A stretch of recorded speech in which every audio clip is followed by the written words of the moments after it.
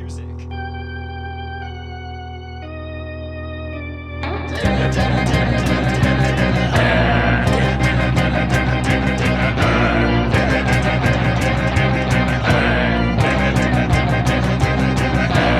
Party's not a bat, he's a man who fights crime. And we're gonna watch him fight for a minute at a time. With John and Niall and a guest who doesn't rhyme. It's Bat Minute!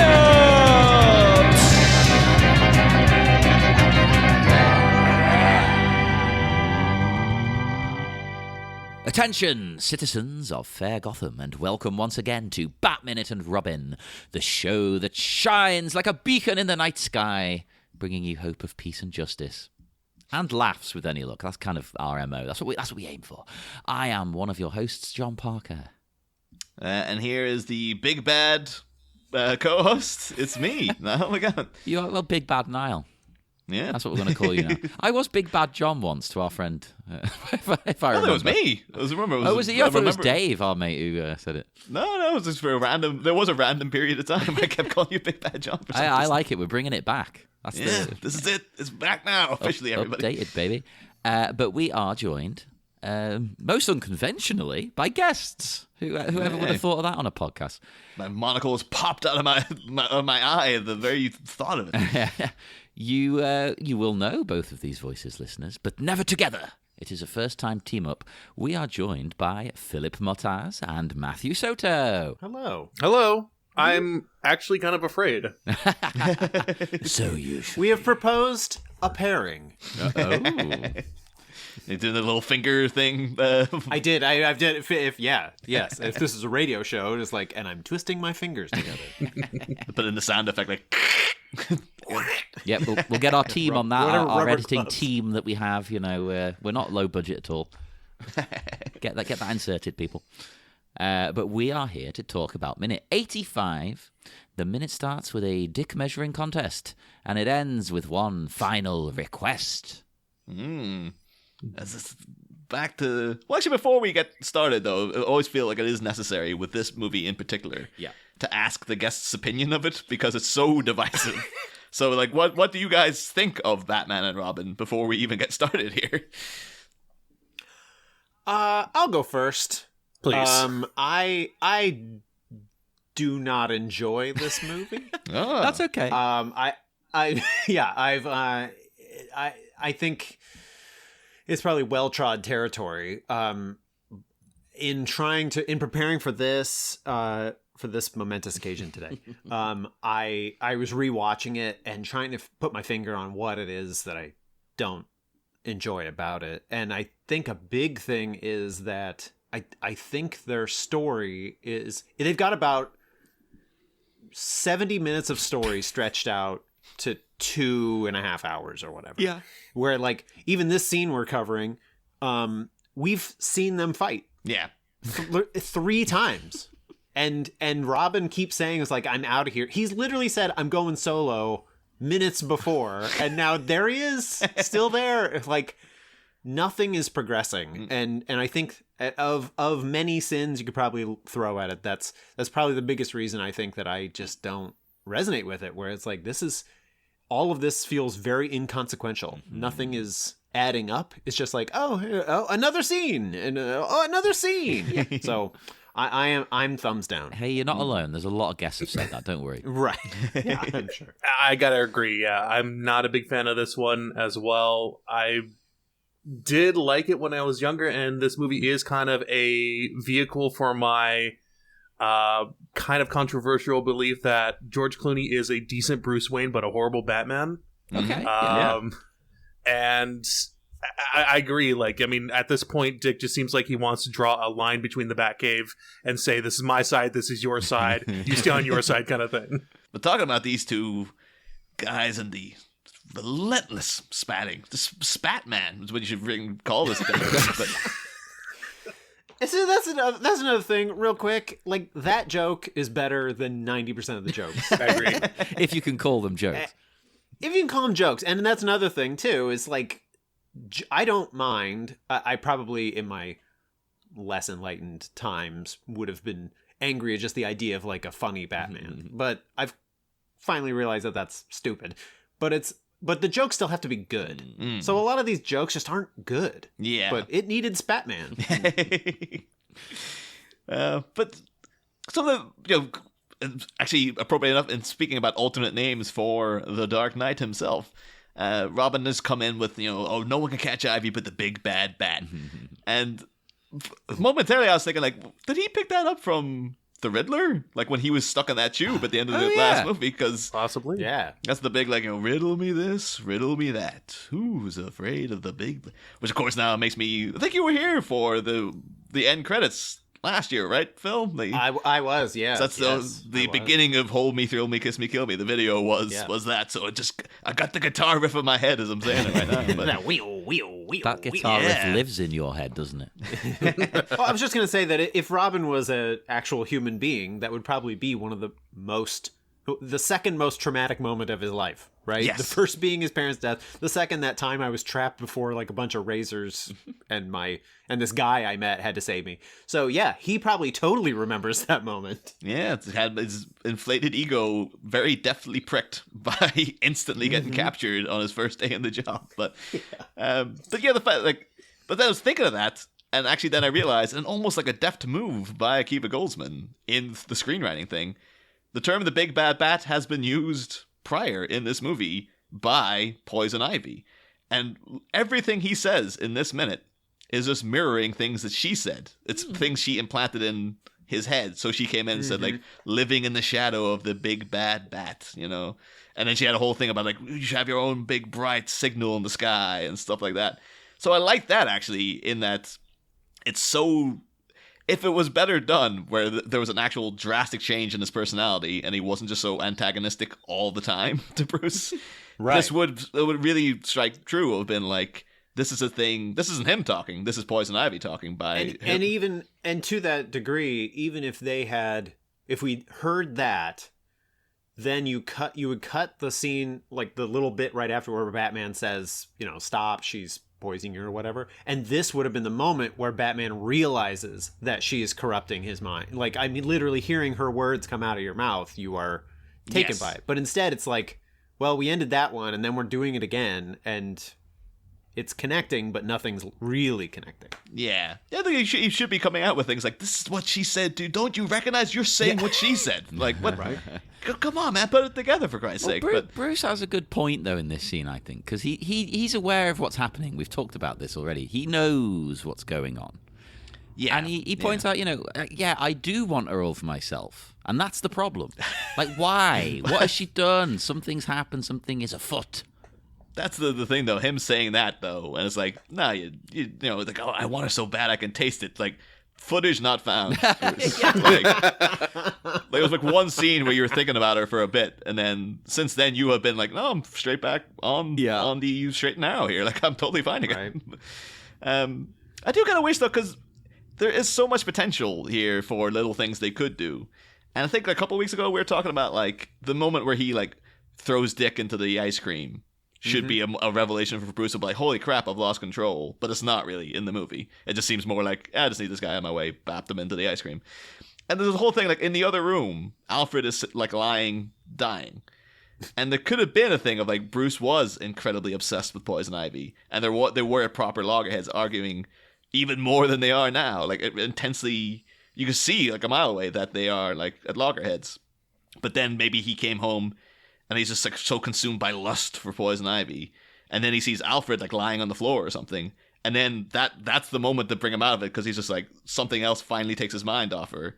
And it's like, Poison Ivy represents, lust and passion and, like, the dangers of the, like, unbridled, uncontrollable emotion. Whereas, like, love and affection, like, not lust, but love brings Bruce out of it. Love for Alfred. And then that's why in this scene he would be like, I finally snapped out of it. Like, I'm here to tell you, like, something has happened to us and stuff. But I'm gonna sound like I'm repeating myself about repetition in this film, but that's, like, the fact that this scene doesn't do that, I think, shows how the story is kind of messed up. That, like, Bruce just learned that the longest lasting relationship in his life is dying, and The second longest is angry at him, and he is going to a party. Like nothing adds up to a way that you would track. Or, like you could have put this scene earlier in the movie or later in the movie, and it would have made no difference, really. It's symptomatic of the greater problems. Yeah. It's like the whole entire movie just has a severe lack of consequence or lack of, Well said. Yeah. Nothing is, everything is critical, but it's not critical enough. No. Yeah, they say it is. Just like you said, Niall, is like he's saying these words.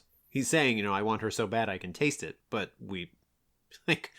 none of your actions are showing us that. And there's ways to do that. There's lots of acting you could do that could pull that through, but it's not there. I wonder if they, ever wanted to show more of that. There's not really much more of it in the draft or anything. But it's interesting to me. Like, is it maybe the studio going, don't make this movie as sexy as some of the others. Come on. And they kind of wink to sure. Schumacher finds ways. Yeah. I think we mentioned it in when they were talking about Poison Ivy in the ice cream factory. They had a kind of it seemed like a moment of no homo, where they're both great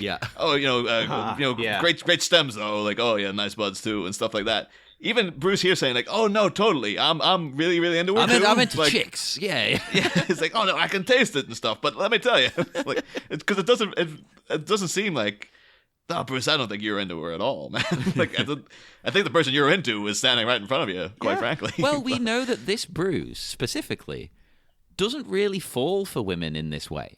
He's got a woman he's been seeing for a year, and he doesn't care about her either. Yeah.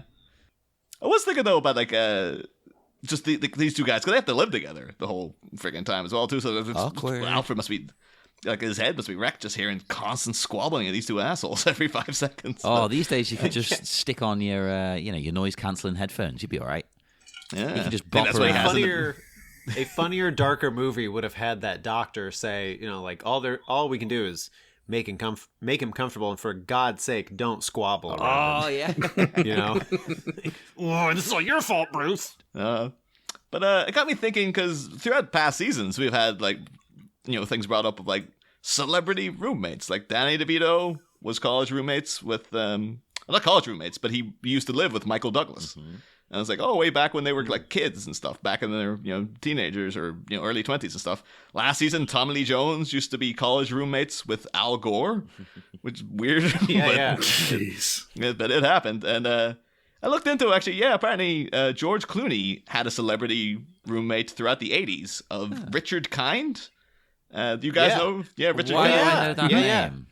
Yeah, he's in. I always want to say he has an enormous mouth, but he kind of does. He's sort of a comedic actor, and he does a lot of voice stuff. He's he's the sidekick to Hopper in A Bug's Life, and he's the on-camera sidekick brother to in is it A Serious Man? The Coen Brothers movie. He's quite a big guy. Yeah. Yeah. He's Larry's cousin in Curb Your Enthusiasm. Yes, that's him. Oh, he's great. Yeah, Spin City, I think that was the biggest thing. I think that was the thing he probably starred in. It was Michael J. Fox and Richard Kind. We're obviously Charlie Sheen then eventually. But to be honest, I just want to watch A Serious Man again now, because that's perfect. I love that movie. It is. But yeah, those two guys, they lived together for a long time. George Clooney was actually the best man at Richard Kind's wedding. But the thing is, George Clooney is notorious prankster, and apparently he's the bane of Richard Kind's existence. Yeah, I couldn't cope with it. I couldn't live with that man. I found two big things he did to him that were George Clooney just on talk shows proudly exclaiming these jokes that he played on Richard Kind, and things he never mentions him by name, but he always does the voice. He'll say my roommate, and he's oh, he would talk like this, and it's obviously Richard Kind. We all know who he means. Yeah. Oh, before I go on though, Richard Kind played the mayor of Gotham in Gotham. So there you go. Hey. Everything's connected. Well Mayor done. Aubrey James, who was actually from the comics and stuff. But Richard Kind as the mayor in Batman and Robin would have been. That's your ideal casting. yeah, it's why the hell not? But yeah, one of the things was apparently when they used to live in a little ramshackle house, like Clooney went in one day and Richard Kind had a cat, and he cleaned out the litter box, and he's just like didn't think anything of it. But then Richard Kind came home and he's just like, a day later he's like, my cat hasn't pooed in like 2 days. I hope she's okay. And Clooney was just like instantly like, okay, I can do something with this. Oh, God. So then he's just like, he would constantly go and empty clean out the litter tray behind Richard Kind's back, and he'd keep coming like, there's something wrong with the cat. It will not go for a dump. Like, it just. And so eventually he started getting like laxatives and stuff for the cat, and like, for ages and ages, Clooney say like, oh, this cat was just like diarrhea everywhere, but I was coming in and cleaning it up constantly, and then kept it going for weeks basically, until then one day he went in and George Clooney himself did a dump in the litter tray and waited for Richard Kind to come and see it. Just a giant turd. Part of that takes a lot of commitment, because for a while the joke was kind of on George himself, and be like, I'll show him. I'm going to clean up the messiest cat crap ever for weeks. He's long. The second one's even like more dedication. Okay. Where apparently one time, he had kind of broke big. He was George Clooney, and Richard Kind was still living like in this little 1-bedroom apartment. And Clooney was out one day and he saw in like a dumpster someone had thrown away this 5-foot hideous painting. And he was just like, oh, what's this? And it's like a really abstract thing of a naked woman. And he's like, this is atrocious. I can do something with this. So he took it home and signed his name at the bottom. And then he went got it framed and stuff. And then he just started telling Richard Kind like, yeah, I started taking art classes. And he would just mention every once in a while we would go George, you want to go golfing? Like, nah, man, sorry, I got art class. And he kept it going for a while. And every time they'd be out together, he's like, I need to pop into the art supply store. You mind coming in with me? And he'd be in there making up things about paintbrushes. Just like, yeah, this little stubby brush here is for short strokes and stuff. And he was just like, oh, Richard Kind's like, I think it's terrific what you're doing. This late in your life to learn a new skill. I really admire your dedication and stuff. And then came around to Richard Kind's 40th birthday. Clooney comes in with this is the only painting I'm really, really proud of. Gives him the hideous big 5-foot thing. And Richard Kind's just like, it's glorious. I love it. Yeah. And then Clooney's just like, it will look great here, above your TV, the main focus point of the apartment. And Richard Kind's like, yeah, great, no problem. And then 5 years later, Clooney was like, okay, enough's enough. Sells him, I'm going to be on David Letterman or someone tonight. I want you to make sure you catch the interview, okay? And then he's just live on air. He just reveals that it was all a joke. He doesn't know how to paint. He didn't paint that thing. And then hours later, he just gets a phone call going, I hate that f***ing painting. I've always hated that fucking painting. You goddamn it. Oh, God. A+. Yeah. Wow. I'm laughing. That's a really good one. I'm laughing now, but I couldn't cope with it. That. I don't mind minor pranks, but oh, my God. They say about Richard Kind, when he's interviewed about George Clooney, you can tell it exasperates him, because they'll ask him about that cat story, and he's like, I'm not telling the story. You all heard the story. I can't tell it as well. He does. And he's like, well, you have any plans for revenge? He's like, no, you can't get him. I've tried. You can never get him back. And he's saying there's days where they'll plan surprise birthday parties for George Clooney, and they'll just be out and about, and he's just like, oh, George, I just need to come nip into the apartment a second. Would you mind coming with me? And then up the way up the stairs, Clooney will just go, it's a surprise birthday party.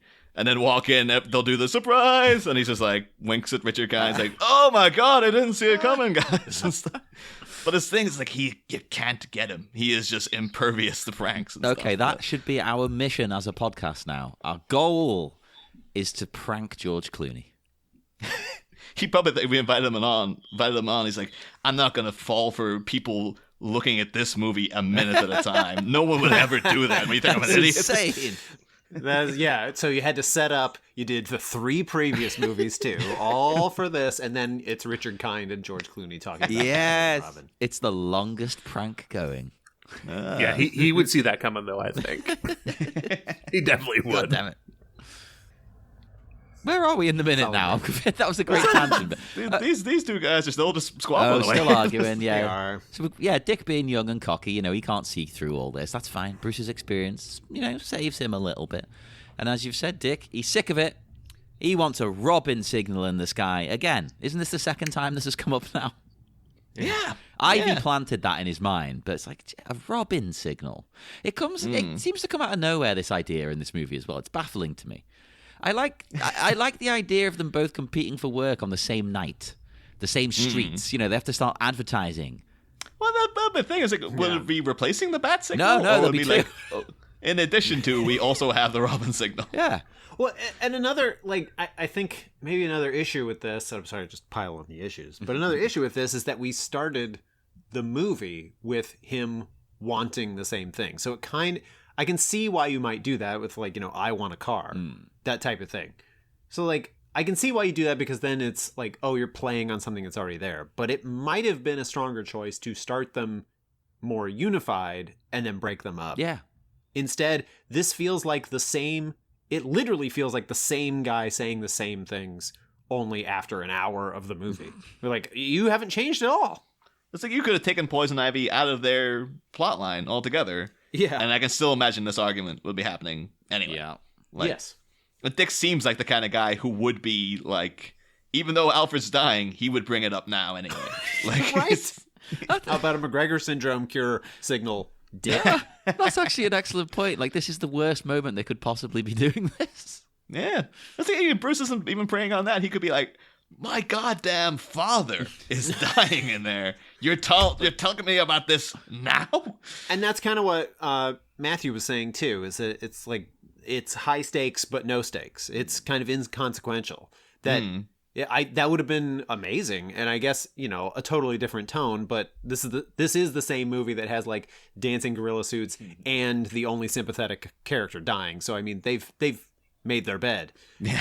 But it would have been the prime time to do that. It was like, even if Bruce's mission going to this party would have been, I'm going to go to this party to suss out information about where we can get Mr. Freeze because he's the only guy who can cure this. Like, it's not. It's just like, I'm going to a party. Nothing I can do for the old man, so drinks are on the house. You know, it doesn't... Got to make the Bruce Wayne appearance. Let's go. Yeah. That's actually a good point, too. There should be more of a ticking clock as, like, where we know Mr. Freeze might be. Like, they always crash these parties, for Christ's sake. He's got to be there. You know, we'll just go and see. Like, there's something to try to get in contact with this dude, because maybe he can help us and stuff. But yeah, it just seems like he's like, well, better go get my tux on. Priority one, that big telescope nobody asked for. It's like, you know, Alfred, I'm really gonna miss you pressing my tuxes. I just can't do it as well myself. You know, you bring up another point as well too. How, you know, Batman is trying to just bait Freeze in most of these parts. He doesn't seem like he's detecting much at all. He's just setting traps and hoping that people fall for him. Really bad and dangerous traps that can get people killed half the time. Yeah. I mean, if you don't unfreeze these people in 12 minutes, these people are dead.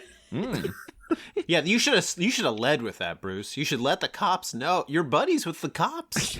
Allegedly. He doesn't seem to give a damn about anyone. Yeah, maybe not. Maybe he's like, few less competition. Yeah. And now he's getting competition from his own bloody ward. Yeah. But that's the thing. Like, I've got to pause at 30 seconds here, and I don't know if it's just me, but like, there's something up with Chris O'Donnell's eyes. Like, his pupils are like massively dilated. He's tripping. It looks like he is. Like, it looks like, again, if this had been a better movie, or like a more detailed movie, or if they were leaning in that direction, there would have been like, his eyes are dilated because he's on love dust. Yeah, maybe make his eyes go indication. Green or something. So, yes, exactly, something like that. Just anything. But it just weirdly looks like maybe Chris O'Donnell was just tripping that day. He's like, I gotta do something to get through this shoot. I mean, come on. Could it just be, let's be boring for a second, could it just be the lighting? Are they shining something right at him that's causing that? If you have the minute up, 30 seconds. Yeah, I got am it right looking here. at it. Yeah, you're right.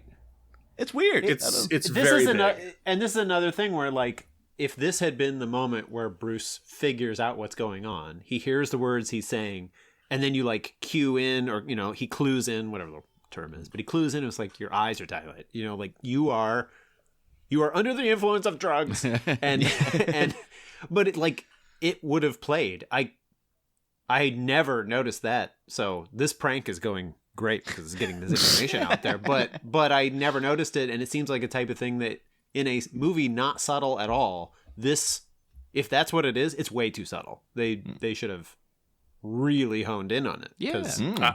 That I don't think sense. it's intentional. I really don't think it's intentional because in the 4 seconds in, they're not as dilated, if at all. And then once they're at 26, 27, 30 seconds in, super dilated.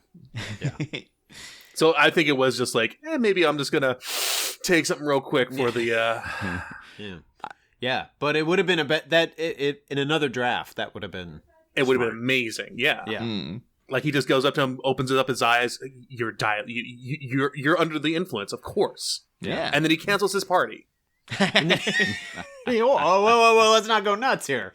It's like, you could go to the party without me. Like, you just like Bruce Wayne never used to attend these parties back in the Michael Keaton days. It was one of the things. Exactly. Like, but yeah, that was kind of his whole thing, was not doing that. He'll throw the parties, but he won't ever show up. Yeah, it's like people in that first movie didn't know who he was. Like Vicky Vale didn't know who Bruce Wayne was at his party. Like it was that he was that much of a recluse. But like now it's like the investigative reporter doesn't know. Yeah, right. Yeah, even the reporter. And in Returns, he goes only because he thinks he'll see Selina, and he thinks the Penguin is vanquished. Yeah, it's like, I got nothing else going on. Oh, there's a person I care about, so that kind of makes sense. But this, I mean, the supervillain just broke out and defeated a bunch of cops, and the other one is on the loose too. And your father figure's dying, and your team is breaking up. What better opportunity? I guess he's like, I need a party now. Like, I need to take this stress off. Maybe that's it. Yeah, nice distraction. Yeah, just get me my martini. Next 7 hours, I'm doing nothing but dancing with Gordon. All right, me and him gonna tear up a rug. We promised ourselves. This is one of the only scenes though in this movie where I actually feel for Bruce and care about him in any way whatsoever, because he's trying here. He's got a lot going on. And he's trying to just, like, get this kid to shut up. Like, come on, just calm down. And nobody's listening to him. Nobody's doing anything. It's the one time Bruce is actually being a bit proactive. There could be so much more of an emotional resonance to this, though, as well, because, again, his father, essentially, is dying. Exactly, yeah. And his only other adopted family is this guy. And this is the guy who was, like, obviously traumatized by the death of his parents, so much so that it's obsessed his entire life. So to see his other family now falling apart in this fashion, it should be more like, Dick, please don't do this to me now. Like, just, don't you go too. In order to do that, it should be him going. It should be Dick going. That's what's missing, is that Bruce is the one who's leaving when, like you say, he should be the one now to, like, cling to everything and pull them in. And instead, it's like, Dick took a break from playing PlayStation to come over and yell at him, and then he's gonna go back and play PlayStation again. Yeah, like, you don't know where it's going. And Clooney's kind of acting this more like, I got so much to do today. I gotta go to this party. I got this guy dying here. I gotta have this fight with you now. Come on, jeez Louise, I just want a break. But while we're here on Chris O'Donnell's gorgeous contoured face, I did come across in the making of book this little section that is found fascinating, because like I look at this guy, and infamously, like as people who listen to last season will know, I don't get Chris O'Donnell. Like I don't see the appeal. Like John many times has tried to explain he's 90s hot. He's the typical 90s hunky sort of. I thought I was gonna say young guy. I suppose he's not that young, but you know what I mean. Yeah. But the detailing in, because they have a whole section about like the various makeup jobs they've done on people. And obviously, for Mr. Freeze, you need a big section, Poison Ivy, etc. And there actually is like stuff on what they did to Chris O'Donnell just throughout the movie. Oh, okay. And I was like, holy, I didn't realize there was actual work put into this. That's the thing. That actually, in a way, I would find more interesting. Because Freeze, like, you can kind of guess what they did with him. But, like, what did they do with Robin? That's kind of intriguing. Yeah. It says, Dick is a little bit older, says Leonard Engelman. He's Chris O'Donnell's makeup artist. And a more sophisticated. In Batman Forever, Dick was a bit more of a circus punk, with his earring and his pointed sideburns. He's lost the earring here. The burns have gotten shorter. And as far as the makeup's concerned, we're trying to make Chris's face look a little more contoured than before. Frankly, I think he's gotten even better looking. His face has taken on more of a chiseled appearance, and he seems to have lost whatever was remaining of his teenage baby face. Okay. Even a few years back when he made Scent of a Woman, Chris's face was so much more full and round. Now he's lean, angular, and meaner. Oh. I'm like, Sure. I guess. I don't see a lot. I don't see a lot of that. You could have really contoured him to get some cheekbones going, if that's what you want. And you know what? I miss the earring. I don't want it to go. Bring it back. Well, there's another detail they had at the end that floored me, though. Because I actually end up trying to get in contact with V. Neal, who did work on the movie, just to see if I could get an answer out of her. Because V. Neal notes, being a ward of Bruce Wayne, one of the most important people in Gotham society, Dick has to be a little more clean-cut at this point. But an attempt was made to retain some of Dick's bohemianism by applying a small tattoo on the side of his neck. Oh! But we, like the wrestler discovered... Cody Rhodes, but that's a giant tattoo on his neck and it looks awful. It is, yeah. But we discovered during Chris's first day of shooting that it just looked like a dirty smudge. So it was one day on and one day off. The camera never really picked it up, so we had no problems matching things. It's like, and to say nothing of the fact that he doesn't wear a disguise that really masks his neck. No. So like, if he wrote, I'm sure this is the type of guy who would write like Flying Graysons on his neck, and we're like, oh my god, this kid. Why did you do that? Like, care of Bruce Wayne. Oh my god, this kid. I became briefly obsessed during the week trying to figure out what the hell this tattoo would have been. A Robin. Like, yeah, well, good. He might have flat out just put the Robin symbol on the side of his neck, and then everyone would just be like, "See Robin? He's got that tattoo." Like, no, I'm just a See fan Dick of Grayson. Robin. I got the same one. I think he's a cool guy. He should have his own signal in the sky. And he's Obviously. such a- Look at his chiseled chin. He's such a hunk. But it's even to the mid-90s neck tattoo, too. That seems like a bit... For them saying they wanted to make him more clean cut, that's really extreme to have a neck tattoo. It really is. I mean, you take away the earring, but give him a neck tattoo. Even now, that's kind of extreme. It's only just being seen as moderately acceptable to some people, isn't it? Right. But I do like to think it said something like, Wayne Ward's last all night long, or something like that. But yeah, emailed V. Neal to see just like, I know this is a random question, but what was the tattoo? And sadly, she has not replied. Hey, if they ever do, it could happen. It could happen. Yeah. Like, as I brought up before, I got a reply that I didn't expect when I tried to get in touch with Tim Burton. The manager replied. Yeah. But it was only Wednesday, so give her a couple of days. I did actually I tried to tweet Chris O'Donnell too, but he's not been on Twitter since like mid-2020. So it's like, it seems like it'll be a bit of a, maybe in 3 years he might get back to us. Maybe he's not being on because he thinks nobody cares. So your message would have really, lightened up his day. But like, Chris, we are a podcast investigating Batman and Robin minute by minute. And he's like, George, I'm not going to fall for this one. Get the hell out of here. That is such an obvious lie. That's perfect. No one would be crazy enough to do that. Oh. But yeah, so then we got they have once again, Dick is out of here. Storms off. Like, what, the third time this movie where he's like, that's it, I'm done. This time, I'm out of here. And Clooney's just sort of left like, oh man, pain in the ass. But then we cut to a much more forlorn scene, at least in terms of the acting, with Alfred in bed and Barbara saying that she's too late. Too late to save him from this horrible life. Well, that's essentially what she's saying. And it's weird. They also cut that out of the movie where they're like, I think at one point in the novelization, he's like, too late for what? And she's like, I was going to take you away from all this. And he's like, why would you want to do that? Like, I've had a great life here. And so it's kind of the resolution of her plotline to actually hear Alfred say what Dick and Bruce were saying. Like, no, Alfred's totally happy here. What's your problem? They actually have him go like, no, I've had a great time. And it's beautiful dialogue as well, actually. I've got it here because he says, too late for what, dear child?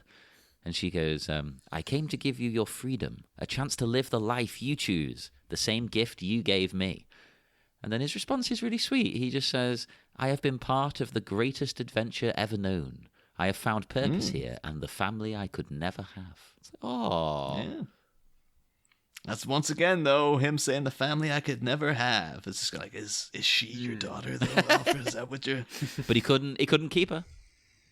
There is it's clearly done as a reshoot, too, because she does those things of, like, it was almost to remind if not the audience, at least themselves, that they've changed the backstory.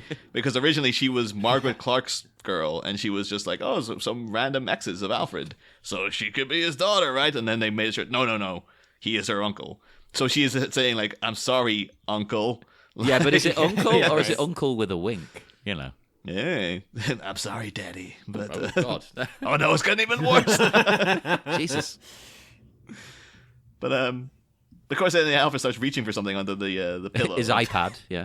Yeah, his iPad. You know, it's Can funny you you say sign that. into BBC for me? I can't work out to do. It's funny you say that because I did kind of laugh at the fact that he kept that data file under a satin pillow next to him. But then again, I bet nowadays, 2021, almost sadly, more people would keep like an iPad in the bed next to them. Probably. You know, yeah. so it almost does track. They were ahead. They were more right than they knew. That's my dad now. He's like 77 now. And like every time I'm back visiting, he's like, all right, I'm away to bed. And you'll hear like an hour later him sitting on his iPad, just like just watching the news or something, just like sitting in bed.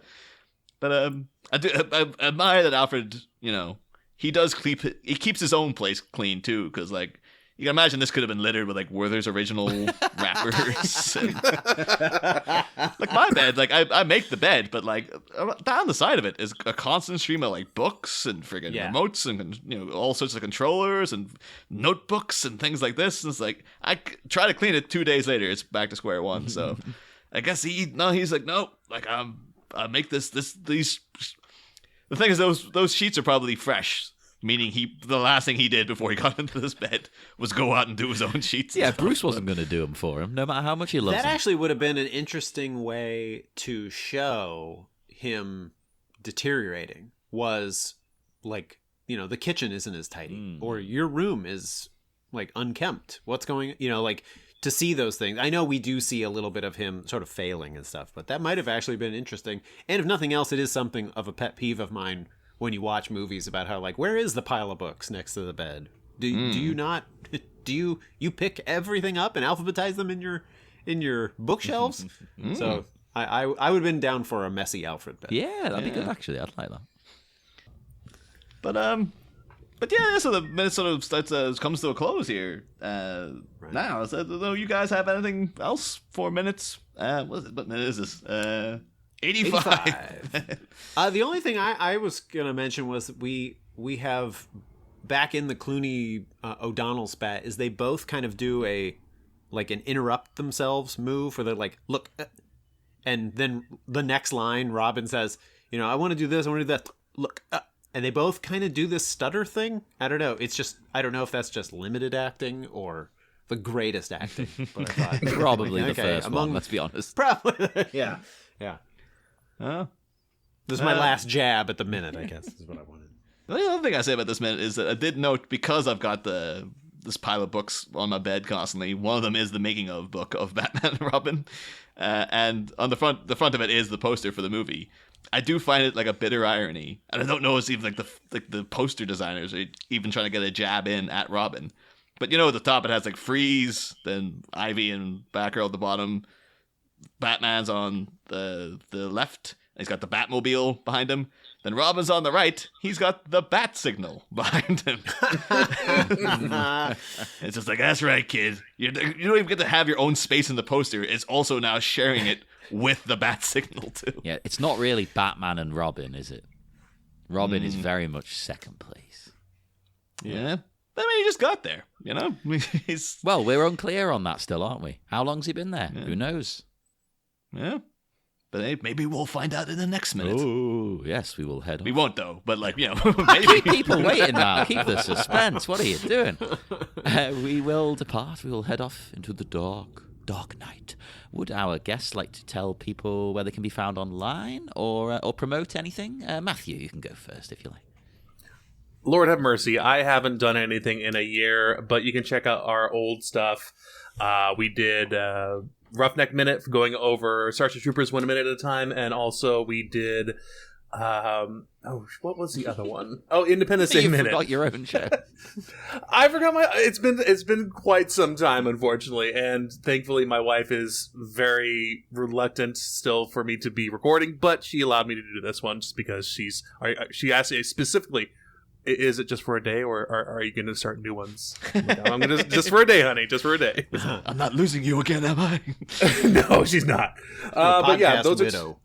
Exactly. But those were the two that I did. Please go ahead and check those out. They're still available, and I might be enticed to do maybe a new Doom one if I get the okay from my wife. Oh my god, yes, this needs to happen. So check all of that out. I mean, like the idea of you having to sneak around, like secretly recording podcasts, just like, oh, go out the store, honey. honey, I gotta stay late at work. So she can secretly be your co-host and not be aware. You just start conversations and you have a recorder like tucked up your sleeve.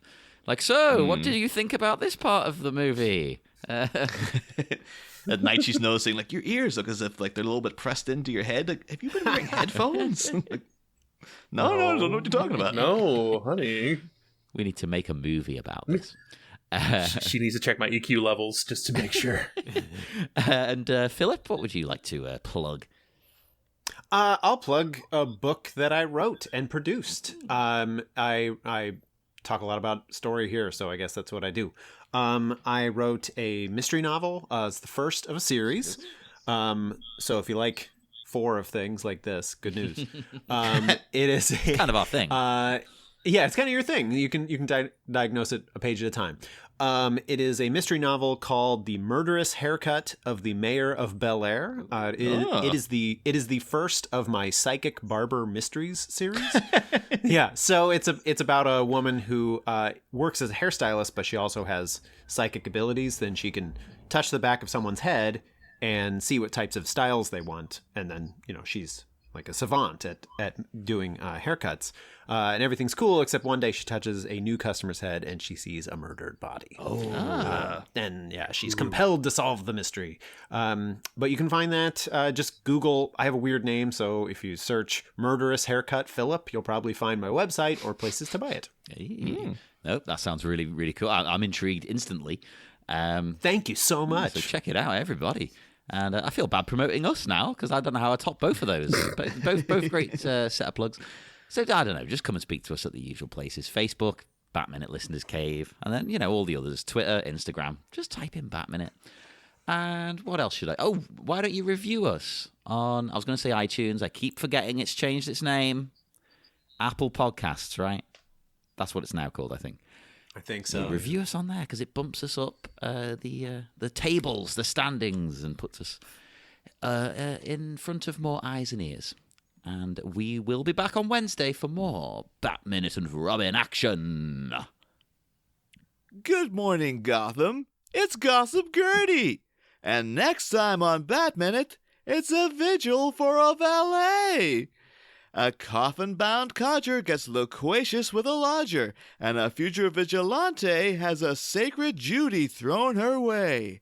But as our beleaguered butler unloads excess baggage onto Braceface and emotions run raw, which overly gregarious gossip monger is about to bid us bonsoir? We're bedside at the manor on Wednesday, Gothamites. Same Bat Pod, different Bat Minute. We'll be back.